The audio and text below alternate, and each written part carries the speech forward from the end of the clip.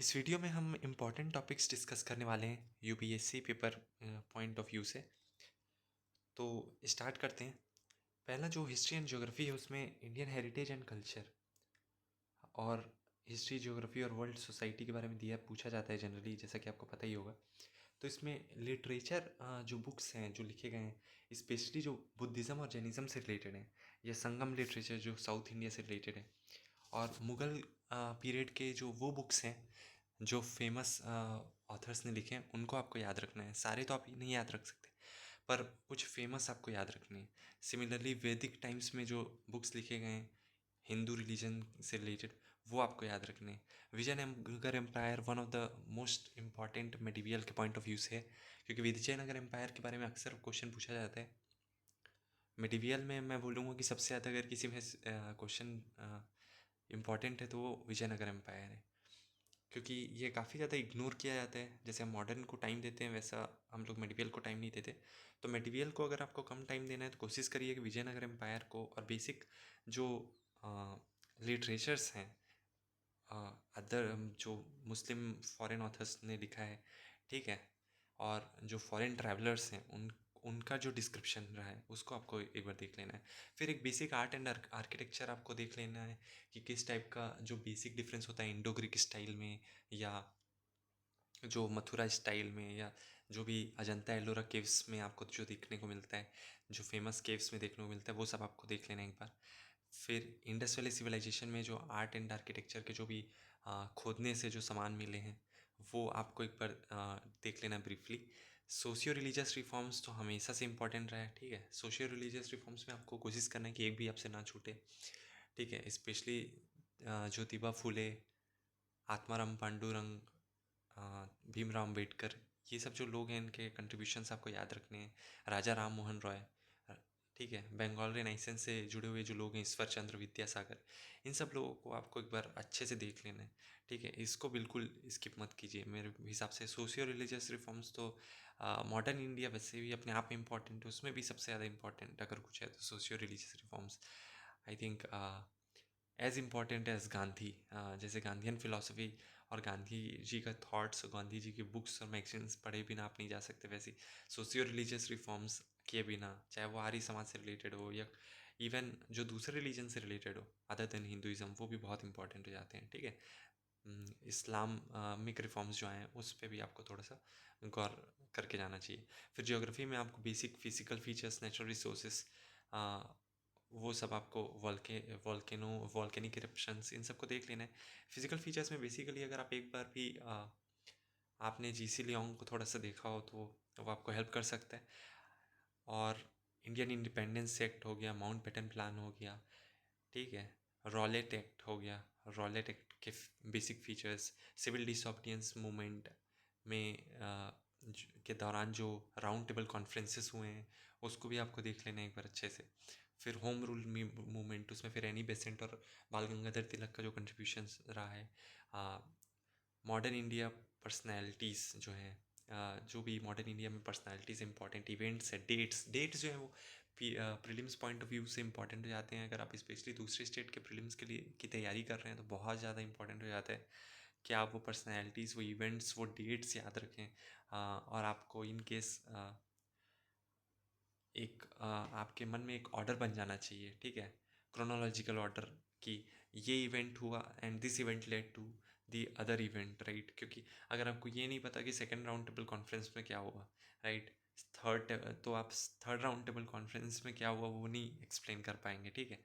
तो revolt of 1857 में किस किस लोगों ने पार्टिसिपेट किया वो भी आपको देखना है। और कौन कौन से लीडर थे, कौन से जो उस टाइम अलग अलग जगह से, जैसे बिहार से कौन, किसने रिवॉल्यूशनरी जो लोग थे उनको लीड किया था, उनके लीडर कौन थे वो आपको याद रखना है। कानपुर से किसने लीड किया, ये सब जो इन्फॉर्मेशन है, एज वेल एज जो कैप्टन थे, लेफ्टिनेंट जनरल थे जिन्होंने उस मूवमेंट को दबाया, ठीक है, उनके नाम भी आपको याद रखने हैं। पार्टीशन ऑफ बंगाल आपको देख लेना है। गांधी इरविन पैक्ट बहुत ज़्यादा इंपॉर्टेंट है। पार्टीशन ऑफ बंगाल बहुत ज़्यादा इंपॉर्टेंट है। जितने भी इनफैक्ट कांग्रेस के कॉन्फ्रेंसेस हुए हैं, उसमें प्रेसिडेंट कौन है, 1905, 6, 7, 27, इन सब को जो इम्पोर्टेंट कॉन्फ्रेंसेस हुए हैं, ठीक है, इंडियन नेशनल कांग्रेस के जो इम्पोर्टेंट कॉन्फ्रेंसेस हुए हैं वो आपको याद रखना है। उसको अगर आप भूल जाते हो तो मतलब वो तो कार्डिनल सीन हो जाएगा, ठीक है। आप नहीं भूलना अफोर्ड कर सकते कि 1905 में प्रेसिडेंट कौन था, 1927 में प्रेसिडेंट कौन था, 1929 में प्रेसिडेंट कौन था, ठीक है, और क्या डिसीजंस लिए गए, ठीक है, कि लाहौर के सेशन में कौन सा डिसीजन लिया गया, कराची के सेशन में कौन सा डिसीजन लिया गया, ठीक है। एनी बेसेंट ने जब कौन सी ईयर में होस्ट रही, मतलब प्रेसिडेंट रही, और उस सेशन का क्या इंपॉर्टेंस रहा, ठीक है। सरोजनी नायडू का क्या इंपॉर्टेंस रहा, ठीक है। चार्टर एक्ट आपको याद रखने, 1833 हो, 1833 हो, 1813 हो, और उसमें क्या प्रोविजंस दिए गए। अदर देन दैट जो अदर हमारे पार्लियामेंट में जो कॉन्स्टिट्यूशन बना है, उससे पहले 1935, 1909, 1919 में जो एक्ट लाए गए, जो रिफॉर्म, जो 1909 के जो प्रोविजंस है, 1919 के प्रोविजंस है, उनका हमारे कॉन्स्टिट्यूशन से डायरेक्ट रिलेशन क्या रहा है, जो अभी हम कॉन्स्टिट्यूशन में देखते हैं, ठीक है। तो कब डायरकी प्रोविंस में आया, कब जो है वो सेंटर में गया, बाई कैमरलिज्म कब आया, ठीक है, और माइनॉरिटीज़ के लिए अलग से सीट कब रखी गई, ठीक है, दलित जो डिप्रेस्ड क्लासेस हैं उनके लिए अलग से सीट कब रिजर्व्ड होना चालू हुआ। ये सब इंपॉर्टेंट क्वेश्चंस बनते हैं, तो इसको आपको याद रखना चाहिए। अब हम आ जाते हैं GS2 में। GS2 जो है वो गवर्नेंस, कॉन्स्टिट्यूशन, पॉलिटी इसमें है। इसमें क्या करना है आपको, historical underpinnings, basically constituent assembly जो थे उसमें कितने लोग इन्वॉल्व थे, उसमें कौन कौन फीमेल थे, कौन कौन किस किस तरीके से योगदान दिया, जो भी राजेंद्र प्रसाद थे या जवाहरलाल नेहरू थे या अम्बेडकर थे, उसको आपको याद रखना है। फिर गवर्नमेंट पॉलिसीज आ जाता है, फिर constitution of other countries like USA, UK, Japan है, और वो कैसे इन्फ्लुएंस करता है इंडिया के कॉन्स्टिट्यूशन को। और एक बार बेसिक आपको देख लेना है कि USA, UK, जापान के कॉन्स्टिट्यूशन इंडियन कॉन्स्टिट्यूशन से किस प्रकार अलग हैं, ठीक है, और क्या कॉमन है दोनों कॉन्स्टिट्यूशन में। फिर NGOs के बारे में आपको जानना चाहिए, ठीक है। सेल्फ हेल्प ग्रुप्स के बारे में आपको जानना चाहिए। Separation of powers, organs of government, जो अलग अलग जुडिशरी, एग्जीक्यूटिव, लेजिस्लेटिव है, इनके बारे में आपको इन्फॉर्मेशन होनी चाहिए। Welfare schemes for vulnerable groups, vulnerable groups जो मार्जिनलाइज्ड कम्युनिटीज़ हैं, वल्नरेबल ग्रुप्स हैं। इवन आजकल तो LGBT के भी बारे में चर्चाएं होती, तो आप उसको भी एक बार देख सकते हैं, उसके ऊपर भी आप एक थॉट अपना रख सकते हैं, उसके बारे में पूछा जा सकता है, तो बी रेडी फॉर इट, ठीक है। यूनियन एंड स्टेट्स जो फेडरलिज्म है, कैसे डिवीज़न ऑफ पावर होता है, उसे आप देख लीजिए, ठीक है। Health, education and human resources के बारे में एक बार देख लेना। Parliament and state legislature functions and powers, poverty and hunger issues, ठीक है। ये तो आप अपने मन से लिख सकते हैं, या अगर प्रैक्टिस कर लेते हैं तो। फिर science and technology, biodiversity, environment, security and disaster management, ठीक है, GS3। इसमें क्या है, Indian economy, planning, resource mobilisation, employment etcetera आपको देख लेना है। बजट तो देखना ही देखना है, बजट बिना तो आप नहीं जा सकते। इकोनॉमिक सर्वे आपको अच्छे से याद होना चाहिए, एक एक डाटा पॉइंट्स हो सके तो आप देख लेना कि पिछले साल कंपेरिजन में इस साल फिजिकल डेफिसिट क्या रहा, ठीक है। और जो भी आपके दूसरे तरीके के डेफिसिट हैं वो क्या रहे हैं इस साल, और पिछले साल के कंपैरिजन में आपको देखना है थोड़ा सा। और जो भी प्रोविजंस रहे हैं बजट में और इकोनॉमिक सर्वे में, उसको देख लेना है एक बार। जो इंपॉर्टेंट अनाउंसमेंट्स हुए हैं, ये इंपॉर्टेंट जो डाटा है उसको आपको याद रखना है, ठीक है। Growth and development, robotics, nano technology and biotechnology. Biotechnology आजकल काफ़ी ज़्यादा चर्चा में रहे, ठीक है, तो इसको बायोटेक्नोलॉजी के बारे में देख लेना एक बार। इंक्लूसिव ग्रोथ, कैसे हम LGBT कम्युनिटी को या डिप्रेस्ड क्लासेस को साथ लेके एक इंक्लूसिव ग्रोथ कर सकते हैं, इसके बारे में आपके थॉट्स होने चाहिए। इंटेलेक्चुअल प्रॉपर्टी राइट्स, ये भी बहुत इंपॉर्टेंट हो गया आजकल। इन्वायरमेंट, कंजर्वेशन, पॉल्यूशन, डिग्रेडेशन, ठीक है, बजट तो हम देख ही चुके हैं। इन्वायरमेंट, कंजर्वेशन, पॉल्यूशन और डिग्रेडेशन। इन्वायरमेंट के ऊपर आजकल बहुत क्वेश्चन बनते हैं, तो इन्वायरमेंट आपको बहुत एक बेसिक सेंस तो हर किसी को रहता है। आप कोशिश करें कि आप बाकी लोगों से बेहतर लिखें। इसके लिए आप जो है अच्छे से बुक्स में से इम्पोर्टेंट पॉइंट्स तलाश सकते हैं। कुछ कुछ आप जो है एयर क्वालिटी इंडेक्स या ऐसी जो चीज़ें जो आजकल चर्चा में रहती हैं, उन सब पॉइंट्स को भी आप आंसर्स में लिख सकते हो। जैसे एयर क्वालिटी कितना डिग्रेड हुआ है ना, पॉल्यूशन जो है, एयर क्वालिटी इंडेक्स है, स्पेशली दिल्ली और जो अदर मेट्रोपॉलिटन सिटीज़ हैं वहाँ पे बहुत ज़्यादा डिग्रेड हो गई। फिर major crops and cropping pattern देख लेना, इन्वायरमेंटल इम्पैक्ट असेसमेंट देख लेना। क्रॉप्स एंड क्रॉपिंग पैटर्न में फिर कहाँ कैसे इंक्रीज़ हुआ है ग्रीन रिवॉल्यूशन, वो सब कैसे अभी भी ईस्टर्न साइड में नहीं पहुँचा है, वो सब आप देख सकते हो। इंडिया में जो ग्रेन्स उगाए जाते हैं, कौन कौन से क्रॉप्स उगाए जाते हैं, उसके बारे में देख लेना और क्यों उगाए जाते हैं, ठीक है। कैसे वो जियोग्राफिकली या इन्वायरमेंटल कॉजेज़ उसमें इन्वॉल्व हैं। इरिगेशन टाइप्स जो होते हैं वो देख लेना।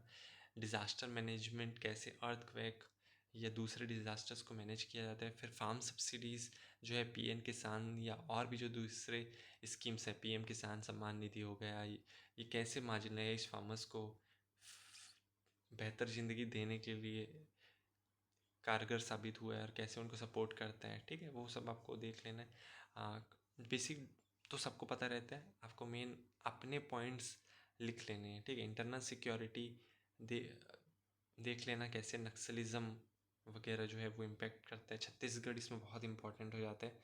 छत्तीसगढ़ में अभी रिसेंटली बहुत ज़्यादा नक्सल अटैक भी हुए हैं और प्लस रिटेलिएशन जो हुआ है इंडियन गवर्नमेंट द्वारा, और कैसे बहुत सारे नक्सली मारे गए हैं, बहुत सारे नक्सली जो हैं उन्होंने सरेंडर किए हैं छत्तीसगढ़ एरिया में स्पेशली। वो एक काफ़ी काबिले तारीफ़ चीज़ रही है, तो वो सब चर्चा में रहा है, करंट अफेयर्स का एक हिस्सा है, तो उसे एक बार ज़रूर देख के जाना इंटरनल सिक्योरिटी के लिए। नक्सलाइट प्रॉब्लम जो बहुत इंपॉर्टेंट हो जाता है। Food security and MSP, world hunger index हो गए या स्टंटिंग हो गया, ये सब भी फूड सिक्योरिटी या एमएसपी के अलावा इन सब चीज़ों को भी आप एक बार देख लेना है, ठीक है। Extremism and role of external factors, तो एक्सट्रीमिज्म बहुत सारे तरीके के हो सकते हैं, रिलीजन बेस्ड, कास्ट बेस्ड, या और भी फेमिनिज्म, इवन फेमिनिज्म में भी एक्सट्रीमिज्म हो सकता है। तो हर चीज़ों को आप एक बार एक बेसिक थॉट्स रख सकते हो। फिर आता है last paper, ethics, integrity and aptitude, जिसमें पढ़ने के बजाय आप लिखना हाँ ज़्यादा पसंद करें तो ज़्यादा बेहतर होगा, ठीक है। इसमें आप लोग को एथिक्स और ह्यूमन इंटरफियरेंस, या हम बात करें कॉन्साइंस की या अकाउंटेबिलिटी की, dimensions of ethics in private and public relations, या पब्लिक सिविल सर्विसेज सर्वेंट के जो वैल्यूज़ होने चाहिए, ठीक है। आप बीइंग अ सिविल सर्वेंट आप चीज़ों को कैसे सॉल्व करोगे, और कैसे एक लीडर को फैमिली, सोसाइटी और एजुकेशन को साथ लेके चलना चाहिए, इन सब के बारे में एक थॉट होना चाहिए, ठीक है। करप्शंस के ऊपर बहुत सारे सवाल बने हैं। आप पिछली बार का भी पेपर अगर उठा के देखेंगे पिछले 5-6 साल में, तो करप्शन से क्वेश्चंस बने हैं। केस स्टडीज़ जो है वो करप्शन से रिलेटेड हो सकते हैं, है ना। एथिकल डिलेमास के ऊपर हो सकते हैं, ठीक है। कई बार लॉ कुछ और कहता है और आपको डिलेमा हो जाता है कि आप वैसे डिसीजंस लें कि ना लें। तो एथिकल गाइडेंस आपको लॉज और रूल्स से लेना है, बट डेफिनेटली आपको एक ह्यूमन टच भी होना चाहिए उसमें। और पब्लिक सर्वेंट के क्या ड्यूटीज़ होने चाहिए, और पब्लिक फंड्स को कैसे यूटिलाइज़ करना चाहिए ताकि वो समाज के गरीब तबकों तक पहुँचे, मार्जिनलाइज कम्युनिटी तक पहुँचे। अकाउंटेबिलिटी की बात होती है, सिविल सर्वेंट के को अकाउंटेबल होना चाहिए। तो इन सब चीज़ों को आप ध्यान में रखते हुए आंसर्स लिखें तो आपके पॉइंट्स बेहतर होंगे, ठीक है। Thanks for watching the video.